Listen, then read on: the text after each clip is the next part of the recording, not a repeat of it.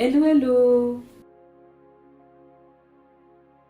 Bienvenue dans cette nouvelle vidéo dans laquelle je vais principalement parler de la peur de se lancer et je vais vous partager ma petite expérience. Tout comme dans ma vidéo précédente, je continue d'aborder les différents sujets qui m'avaient été proposés dans la petite boîte à questions que j'avais mis sur Instagram. La peur de se lancer, la peur de prendre une décision, la peur de tout recommencer à zéro. Bref, je pense que la peur est un sentiment assez commun. Et bien qu'il soit un sentiment assez commun, cela ne veut pas dire que la peur est indépassable. Cela ne veut pas dire que la peur doit nous être fatale. On peut passer au-dessus, mais il faut se faire violence. La plupart du temps, on me demande souvent comment tu as fait pour trouver le courage de te lancer sur YouTube. Comment tu fais pour poster des vidéos sur Instagram? N'as-tu pas peur du regard des gens? Bref, on me pose tout un tas de questions concernant la peur. Et lorsque je réponds à ces questions, j'essaie toujours de faire comprendre à la personne en face de moi que ça n'a pas été facile, que ce n'est pas facile et que ça ne sera pas facile. Parce qu'à partir du moment où tu décides de publier du contenu sur les réseaux sociaux, tu dois te mettre en tête que les gens donneront leur avis, qu'il soit positif ou négatif. Il y a des gens qui vont apprécier ton contenu, qui vont te féliciter, qui vont t'encourager, qui vont te motiver à continuer. Et il y a d'autres personnes qui ne vont peut-être pas apprécier ce que tu fais, qui vont peut-être te le dire en commentaire ou pas, mais il y aura toujours les deux parties. Et à partir du moment où tu as décidé d'exposer ton travail à la vue de tous, alors il faut savoir faire avec. Il faut savoir accepter les critiques, il faut savoir apprécier les encouragements, apprécier les paroles valorisantes et il faut savoir faire le tout à la fois. Tu ne peux pas simplement te dire parce que moi j'aime, alors tout le monde doit aimer ce que j'aime, tout le monde doit aimer ce que moi je partage. Parce que quelque part, si on partage des trucs sur les réseaux sociaux, je ne sais pas pour vous mais pour moi, ça veut dire que premièrement, j'aime ce que je partage. Je ne partage pas un truc que je n'aime pas, je ne partage pas un truc qui ne me met pas en valeur, je ne partage pas un truc qui n'est pas à mon avantage. Tout ce que je partage, c'est tout ce que j'aime. Si je n'aimais pas, je ne partagerais pas ça sur les réseaux sociaux. Mais ce n'est pas parce que moi j'aime que vous êtes obligé d'aimer ce que moi j'aime. Ce n'est pas parce que moi j'aime et que j'ai partagé que vous êtes obligé d'aller dans mon sens. Vous pouvez avoir un avis contraire à moi, vous pouvez avoir un avis différent. Vous n'êtes pas obligé d'aller dans mon sens. Et vu que les goûts varient de personne en personne, mes choix, mes goûts, tout ce qui me correspond n'est pas forcément ce qui va correspondre à l'autre. Et en décidant de partager du contenu sur les réseaux, je dois me mettre ça en tête. Si je pars buter et que je me dis mon contenu va plaire à tout le monde, mon contenu va faire l'unanimité, alors le jour où je vais recevoir une critique, je vais tomber de haut. Parce que je ne m'étais pas préparée à ça.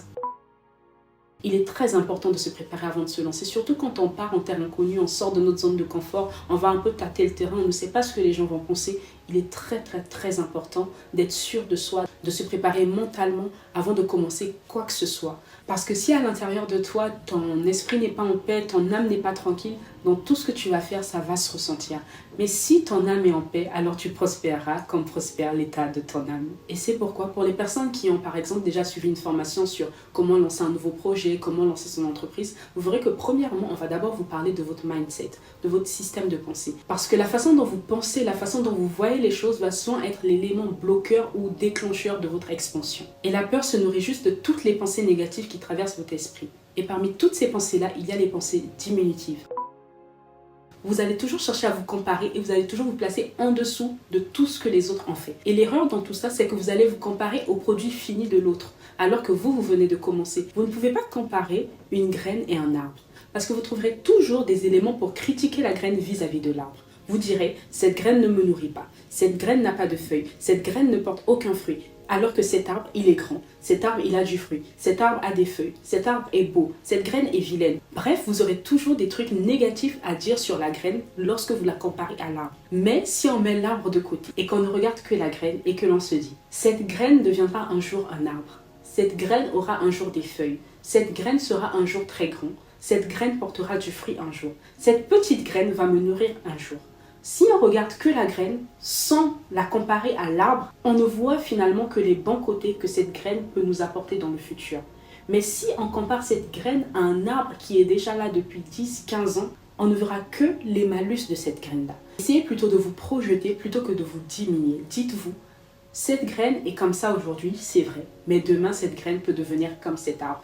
Demain, cette graine peut porter du fruit également comme cet arbre. Demain, cette graine deviendra grande comme cet arbre. Aujourd'hui, ce projet ne vous nourrit peut-être pas. Ce projet ne porte peut-être pas de fruits. Mais dites-vous que demain, ce projet deviendra comme cet arbre. Il portera du fruit. Ce projet vous nourrira. Ce projet vous mettra à l'ombre. Bref, ce projet vous fera du bien parce que vous en aurez pris soin et qu'il aura pris le temps de prendre en maturité pour devenir comme cet arbre. Mais à partir du moment où vous venez de commencer, évitez de vous accabler en vous disant que c'est trop petit. Vous ne savez pas combien de temps ni combien de sacrifices ces personnes-là ont fait pour atteindre les résultats qu'elles ont aujourd'hui. Donc arrêtez de vous diminuer et de souffrir inutilement en ne lançant pas les projets que vous avez envie de lancer. Mais commencez plutôt à nourrir vos idées positives. Lancez ces projets-là, sortez de votre zone de confort et faites ce que vous avez envie de faire et attendez de voir que cela porte du fruit.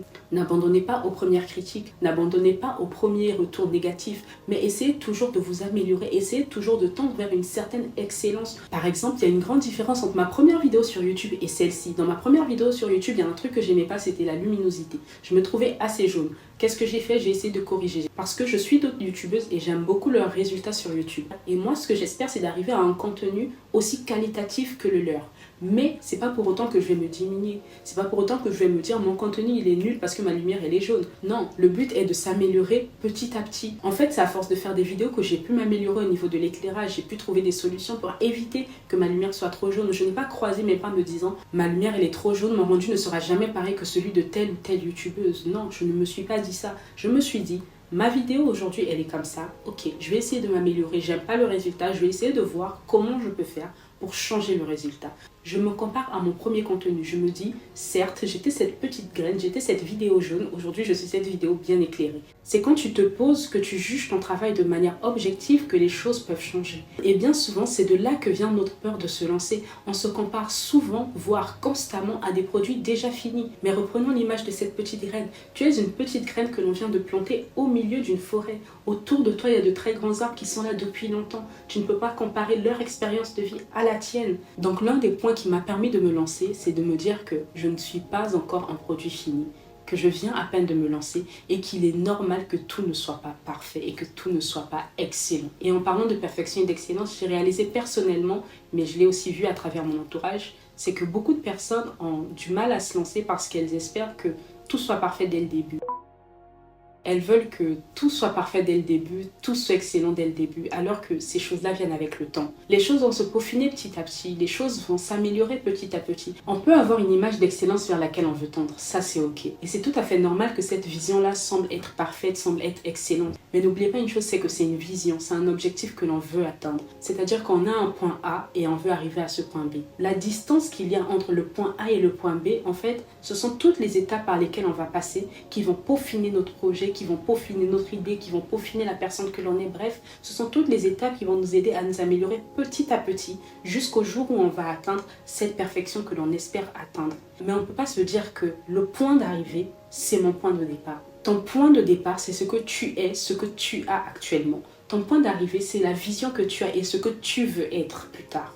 Et une fois que l'on a compris ça, je pense que on se prend un coup, premièrement, on se remplit d'humilité, on se dit j'ai ça aujourd'hui, avec ce que j'ai, je vais voir ce que je peux faire pour commencer. Il y a quelques temps, je parlais avec ma sœur et je lui disais qu'il y a une influenceuse qui m'inspire beaucoup parce qu'elle utilise souvent ce qu'elle a déjà entre ses mains pour créer du contenu avant même d'essayer de toucher ce qu'elle n'avait pas à disposition. Cette influenceuse-là devait faire du contenu pour des produits de plage. Petit bémol, c'est qu'à Paris, il n'y a pas de plage.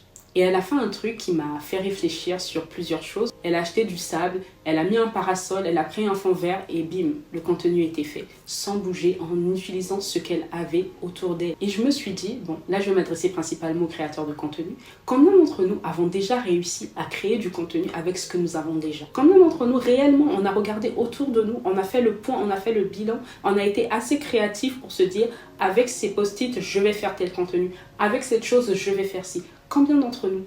Bien souvent, on se dit qu'on est limité parce qu'on n'a pas les moyens, on n'a pas telle ou telle chose, mais au fond, c'est juste qu'on ne veut pas réfléchir, on ne veut pas pousser notre créativité assez loin, on ne veut pas se poser et essayer de créer à partir de ce que l'on a déjà. Il y a des gens qui réfléchissent suffisamment pour pouvoir créer avec ce qui les entoure. Ils n'ont pas besoin d'aller loin. Et il y a une autre catégorie de personnes qui se disent être limitées parce que ces personnes-là ne veulent pas réfléchir, ces personnes-là ne veulent pas développer leur créativité.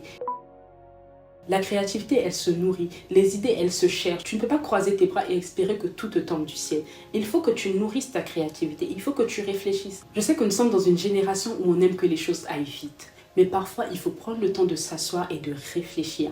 Une autre chose qui m'a permis de dépasser mes peurs et de décider enfin de me lancer, c'est que j'ai pris le temps de réfléchir et de m'informer. Bien souvent, le manque d'informations sur un domaine fait que l'on ne se lance pas.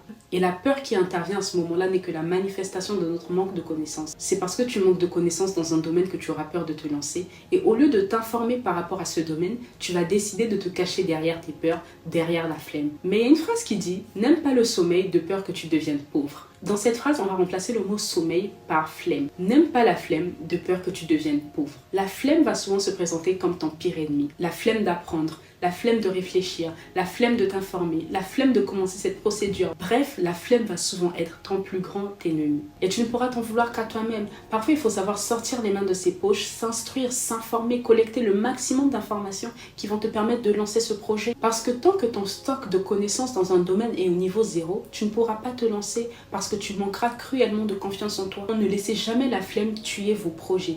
Lisez, informez-vous, regardez des masterclass, bref, faites quelque chose, mais ne laissez pas le manque d'informations être l'ennemi de l'avancement de vos projets. Je ne sais pas pour vous, mais pour moi, l'idée est bien claire, nette et précise dans ma tête. On n'a qu'une vie. Je ne vais pas mourir et revenir plus tard pour faire toutes les choses que je n'ai pas été en capacité de faire dans cette vie. Et si je dois me donner les moyens nécessaires pour apprécier ce vécu sur Terre, personnellement, je me donnerai les moyens d'y arriver. Alors, le manque de connaissances, le regard des autres et les attentes que j'ai ne seront pas un blocage.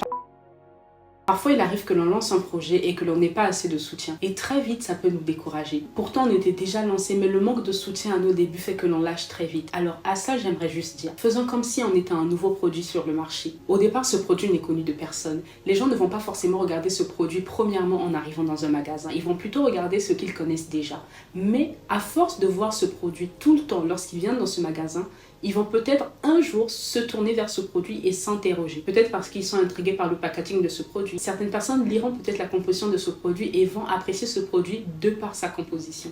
Ils se diront, finalement, j'aime bien ce qu'il y a à l'intérieur, je l'achète. D'autres personnes vont se dire, ce packaging m'intrigue, du coup j'achète ce produit juste parce que le packaging m'intrigue. Mais c'est à force d'avoir vu et revu ce produit qu'ils se sont interrogés et qu'ils ont commencé à consommer ce produit. Pour une personne qui produit du contenu sur les réseaux sociaux, au départ, c'est normal si tout le monde ne te voit pas. Tu viens d'arriver. Il y a énormément de créateurs de contenu sur la Terre. Tu ne peux pas baisser les bras juste parce que pendant un mois, tu as créé du contenu et tu n'as pas eu les résultats que tu espérais. Tu viens d'arriver. Laisse le temps aux gens de te découvrir. C'est à force de voir et de revoir certains contenus sur Instagram que j'ai pu retenir la signature de certains créateurs de contenu. Que j'ai pu me dire, je reconnais ce fond, je reconnais cette façon de monter les vidéos, c'est tel créateur ou tel créateur. Pourtant, je ne suis pas la personne, mais à force d'avoir vu et revu le contenu de cette personne sur mon Explorer Instagram, ça m'a permis de reconnaître son contenu. Donc, premièrement, le lien s'est créé. J'ai reconnu son contenu et par la même occasion, sa signature. Et par curiosité, je me balade sur la page de la personne et je réalise que j'aime bien son contenu, je m'abonne.